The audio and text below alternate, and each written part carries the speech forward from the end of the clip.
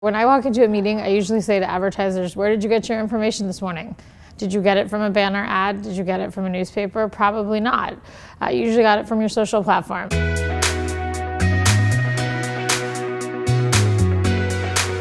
StyleHaul is a solution for brands looking for a large-scale, multi-platform marketing solution using social content. And what we are doing is connecting you directly to the people that are making content that people are listening to, so that your brand can reach directly to the consumer via the person making content. I say all the time, if you had told me what it was going to be like now, I never would have believed you. I remember the days of showing someone a picture of an influencer and saying they look like your brand.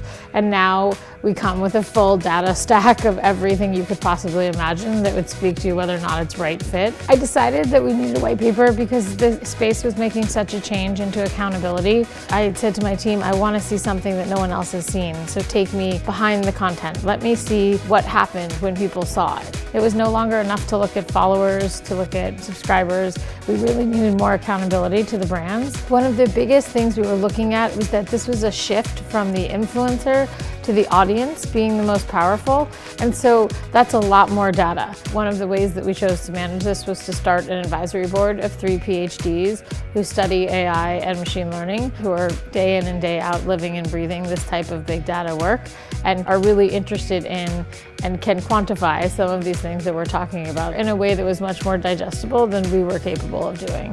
The 5 biggest takeaways, we're looking at what impacts content. So brand centrality, influencer centrality, the shape of a person's face can impact drastically the performance of content. The caption underneath content can actually have as much of an impact on performance as the content itself. And most amazingly to me, that the age of the audience actually has much more to do with performance than the age of the influencer creating the content themselves.